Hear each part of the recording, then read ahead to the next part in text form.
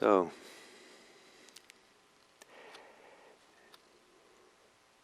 one of the really important qualities for life, for Dharma practice, is perseverance and the idea of a long-term vision of practice. We have in the Vipassana community, insight practice, great emphasis on attention to the present moment, here and now. But if that's done too exclusively, it shortchanges us. Because a very important part of human life is also the vision of what's possible into the future, what we work towards. We enter the present moment as fully as we can to support our ability to fulfill that vision of freedom, of personal development, of making a difference and making the world better. And that perseverance to continue with practice is a very important quality, because with all things there's ups and downs and challenges, and to just persevere and continue, over time amazing things begin happening in practice just with a regularity and a continuity. And many years ago, some years ago, some friends of mine, about 30 years ago, some friends of mine went to hear the Dalai Lama. And they came back and told a story of being there. It was a big amphitheater in Arizona, big stadium, I guess, many people, thousands of people there. And Dalai Lama was giving like a weekend teachings. He was teaching much through the weekend, and I guess periodically he would take questions from the audience. And this man stood up to ask a question and asked, what's the fastest way to enlightenment? And the Dalai Lama, as the report goes, stood there quietly for a long time, didn't say anything. And at some point, he started crying a little bit, tears going down his cheeks. And then at some point he spoke. And he spoke about how, something like, I wasn't there, so I can't recapture, express his words exactly, but how I remember them, that he was quite sad about this idea of the quickest way to enlightenment. That there's a certain kind of greed and certain maybe even arrogance sometimes, that we have to get, the fastest, quickest, that the point of practice is to get enlightenment. But sometimes for the Dalai Lama, there's a kind of a long-term vision for his people in Tibet, a long-term vision of practice, and to steadily persevere and to practice and grow and develop. And too often when people are pushing their practice too quickly, like for enlightenment, and they have some significant experiences that are very meaningful, but if there's too much of an emphasis on that, the long-term growth and development of all of who we are, the fullness of who we are, all aspects of ourselves, get shortchanged. That the full maturation of a person in Buddhism takes time. It's something we have to persevere and with life challenges and involvements and just keep going. When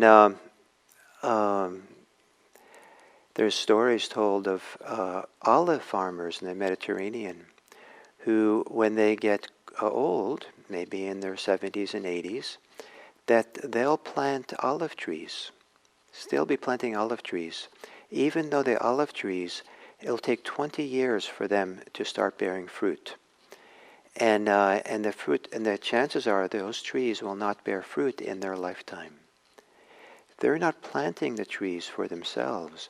They have a vision of what's possible in the future. And so they're kind of planting seeds for what's going to come into the future. When I had the good fortune of meeting a wonderful Buddhist monk named Mahagosananda. He was considered the Gandhi of Cambodia. When the Pol Pot, had genocide, slaughtered, millions of Cambodians. In 1976, there were 60,000 Buddhist monks in Cambodia. By the time the genocide had finished, and 3 years later, there are only 3,000 left still alive. And Mahagosananda was one of them, and he survived because he was living in Thailand at that time. And there's a Jack Kornfield went to see him once, knew him in Thailand. They were in the same monastery for a while practicing, and with Ajahn Chah. And Mahaghosananda went to the refugee camps on the Thai-Cambodian border to support and to minister to the Cambodian refugees. And he was warned not to go there. Both the Thai government didn't want him there, and apparently the Pol Pot also didn't want him there, and he was threatened with his life. But he would go anyway, and some of these refugees hadn't seen a Buddhist monk for a long time, and to have a Buddhist monk came was quite impactful for them. And the story goes of him standing up on the stage with thousands of people in the refugee camp all around him. And he started chanting some of the familiar chants that they knew, they hadn't heard for a long time. And imagine this huge trauma. Mahaghosananda himself lost his entire family, his friends, his communities that were left in Cambodia. They died or killed. So here he is, Mahaghosananda comes up on this stage in an open area with thousands of refugees around. And he starts chanting. And they start crying, hearing what they hear. But one of the chants he chanted, which apparently they knew and they would recite it back to him or with him, was the simple chant that hate is never overcome by hate. By love alone is hate overcome. This is the ancient truth. So So what a phenomenal thing to come, message to bring into refugee camps where probably many of those refugees had seen horrendous things happen to their people and lost their country and so much. And he came with that message of hope.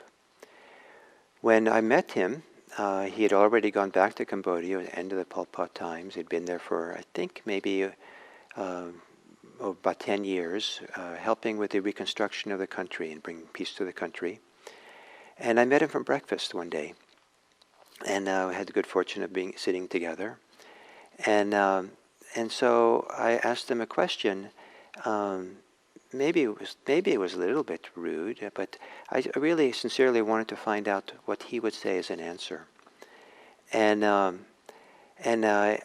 I'd learned that he had spent time dedicating himself to tree planting in Cambodia, among his many things that he did. And I asked him, said, why do you, as a Buddhist monk, spend time planting trees? You could be teaching, training new monks, all kinds of things, but why planting trees? And here this old man said, he was probably, when I talked to him, he was probably in his 80s, right around that, maybe around 80 years old. And he looked at me very kindly, and he said, the Buddha was born under a tree, was enlightened under a tree, taught under a tree, and died under trees. So that's all he said in reply. But I heard him, that he thought trees were really important and a place for the Dharma, a place of practice, a place where people can connect to something really important. And here he was planting trees that probably would never come to maturity in his lifetime. But he was also planting for the future. He had this longer vision of what was possible. And this idea of persevering and the longer vision, and not to lose track of this bigger span of time that we live in, and how things come and they go and they change, and how the past is really close by and the future is not far away, and that what we do now can have a huge impact for the future. What we do now can be connected to, or what's happening in society is connected to the past. And I was struck by this this last week when I read in the Washington Post a story of a man named Daniel Smith, 88-year-old man, who his father had him late in life. his father was 70 when he was born. And so, 88, and he said 157. So 157 years before now, I guess, that his father was born. And that's a phenomenal length of time. And it turns out that it was in 1863. Turns out his father was born a slave in Alabama, in the American South. And here we have today, living in Virginia, a man whose father was born a slave. I read about American history in schools, and it just seemed like that was like far away, ancient times. But I can imagine that for Daniel Smith, it isn't so ancient. And his father, and he witnessed all this, so many of the cycles of Jim Crow laws and racial segregation and all the rules and laws and ways of preventing African American blacks to vote. He was part of the civil rights movement. And saw this coming and going of all this stuff. And he said that when much of his life, the 157 years since his father's birth, had once seemed like a huge gap, like there's this empty space. But that now the time strikes him as distressingly brief. He said that time feels like an accordion with the time just folding back, folding down, coming back together. So the impact of the past of 157 years still lives in so many different ways in this country. And what happens today, what happens now, these years, can live 157 years into the future. To have this long-term vision, what is the world that we're contributing to? What are the olive trees that we're planting? What do we do now? Are we interested in the world of the future? And do we want to live in such a way that we are caring for future generations of people? One of the remarkable people we've been reading about this last week is John Lewis. And he was, I'm very inspired by he and his colleagues who in the 1960s were dedicated to the movement of nonviolent civil disobedience. That disciples of Gandhi and the American tradition of Henry Thoreau, where there was a very strong dedication to nonviolence and a training in nonviolence. And then that takes perseverance, that takes dedication, the ability, the strength to persevere against tremendous odds, and the willingness, in a certain way, to be physically harmed for the sake of freedom, for the sake of justice. It's a remarkable thing. It's kind of counterintuitive for some people, but it creates greater good. I think John Lewis created greater good than if he'd picked up a rifle and a gun and hated and shot and was violent with people. His example of nonviolence and others, people like him, was a turning point of American history with the civil rights movement. And the story he tells of this remarkable story. By the time he was 23, he had been arrested 24 times. By the time he was that age, he'd been beat up many times. He was one of the first of the freedom riders who took buses, insisted they could sit on buses when desegregation happened, but in the South, people weren't allowing it yet. And one of the tactics him and his colleagues had was to go into waiting rooms in bus stops that were segregated, whites-only waiting rooms. And they would be attacked with bats and crates and all kinds of things. And And they would keep doing it. Keep doing it. And these stories of what happened. So I'll tell you one story of someone who came to me at a retreat. She had been, I don't know if a freedom rider, but she had been a civil rights worker, a white person who had gone down to the South during the 1960s. And she had stood on a street corner with friends doing a nonviolent, silent protest against racism down there. And then at some point, a pickup truck came up with a bunch of white men who were opposed to them standing there. And these white men jumped out of the pickup truck and started to beat them up with their fists. The next day, her and her friends went back to the same place to protest again. The same pickup truck came with the same men. They jumped out and beat them up. The third day, she said to me, they were there again. The same men came, and I guess there was a man who came and was standing over her, and he had his fist poised to strike her again.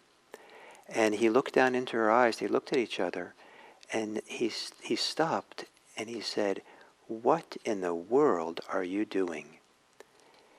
And that day there was no more beating up. That day was the beginning of a dialogue. You start having a conversation with this man. I don't know what the follow-up was, but the idea of being able to change someone who is violent and hateful through our willingness to be present for it and to protest takes perseverance, takes dedication.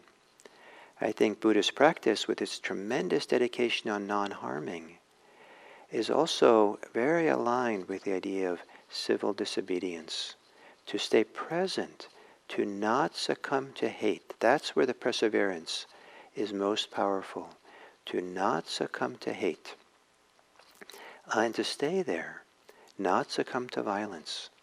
This is the power that this practice we do can bring us, and can be expression of it in our lives.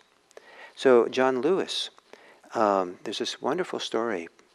He was going to the South, going into these all-white waiting rooms, and in Montgomery he did it, and sure enough, immediately these bunch of white people attacked him and his friends, and apparently he was hit over the head with a crate and was ended up unconscious, and maybe ended up in the hospital.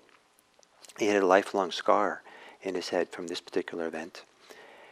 And so this happened over and over again. When Barack Obama became president, there was a man in the South who had been there in Montgomery in that waiting room. And he had lots of hate, and lots of hate towards black people, and no shortage of expressing it to others. And turns out when Barack Obama was elected as president, he liked what he saw in Barack Obama, and he started to have remorse for how he'd been in the 1960s. And he went to find people to apologize for how he had been a racist back then. Remarkably, he went and found John Lewis, because he was a person who had used a crate to knock him out. He was the most vicious of the people attacking John Lewis. And he went and found John Lewis, and he apologized.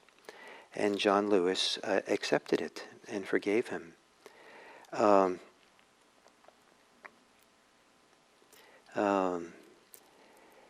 So this idea, so the perseverance, 40 years later or something like that, 30 years later, 40 years later, it took that long for John Lewis's nonviolent civil disobedience and his willingness to stand there and be hurt in that tremendous fight for justice, that this man, also his name is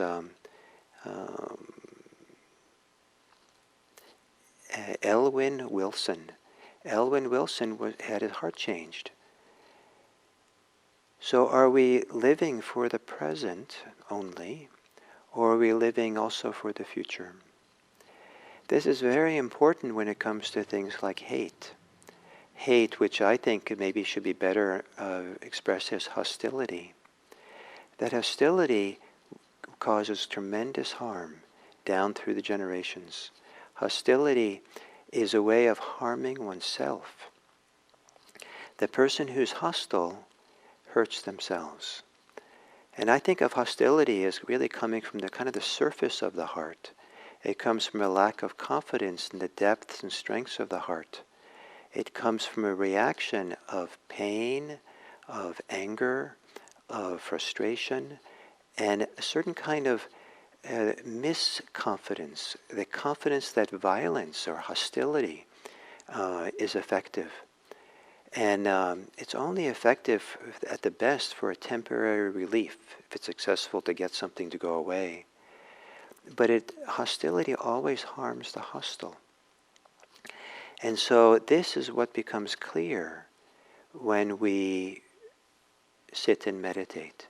When we start awakening the inner life, and the inner life, the heart, becomes more and more clear what's going on, then we start feeling the impact that things like hostility have. And we start maybe feeling it's not worth it, we shouldn't do this, that there's better places to come from. So a simple thing simple things to say is,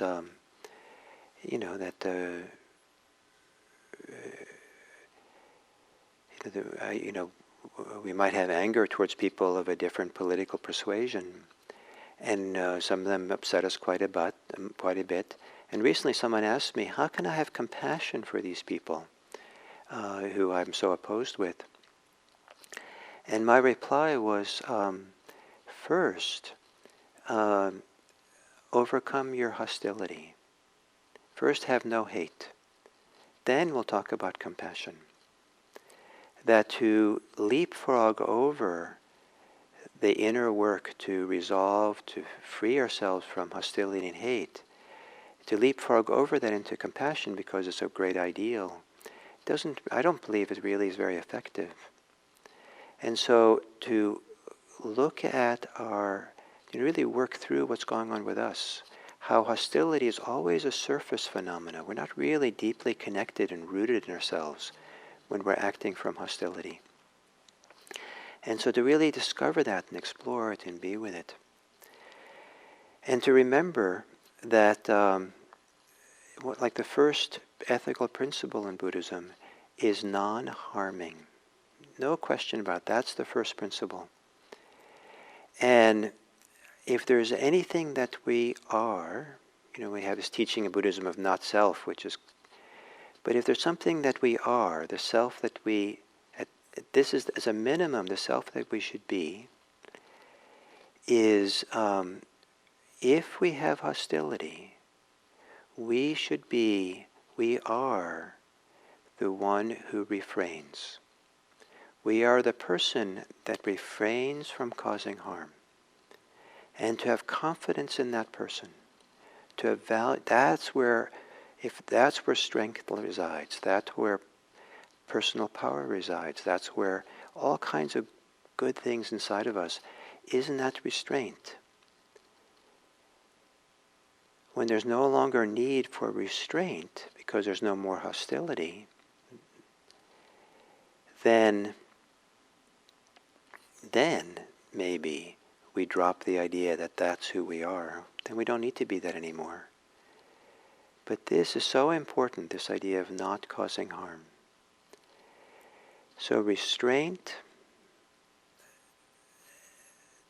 training ourselves, being willing to look for an alternative way to take care of and deal with difficulties and challenges, alternative to hostility. And to see that as something that's going to last for way beyond your lifetime. We live in this vast scope of time, and things come and they go, the challenges of human life, they come and they go, and we are in our own challenging times. It's not an exception to the pattern of humanity to be in these kinds of times when there's lots of hostility and hate, unfortunately. But we can be the people who don't hate, but not to be passive. But no matter what side of the political persuasion you might be, to be dedicated to not being hostile, to not hating. That's where strength can be. And then perhaps we can meet each other and find our way. Maybe there is a third way, a different way that no one knows yet, that doesn't have to be in this caught in the grip of oppositional politics. Maybe there's a way in which non-harming and a real dedication to civil disobedience, or opposing what we feel is wrong in a non-harmful way, can help all of us find a third way, a new way, can create the conditions for all kinds of trees to grow in 20, 30, 40 years, all kinds of things to change in the slow way that sometimes they change. May all of us have the perseverance, and dedication, and the restraint of John Lewis. May all of us have the fortitude and dedication of a Mahagosananda. May all of us plant trees that will last long beyond our lifetime, so that we are planting seeds of peace, seeds of goodness, seeds of welfare and mutual respect for all people. May all people live at peace. Thank you.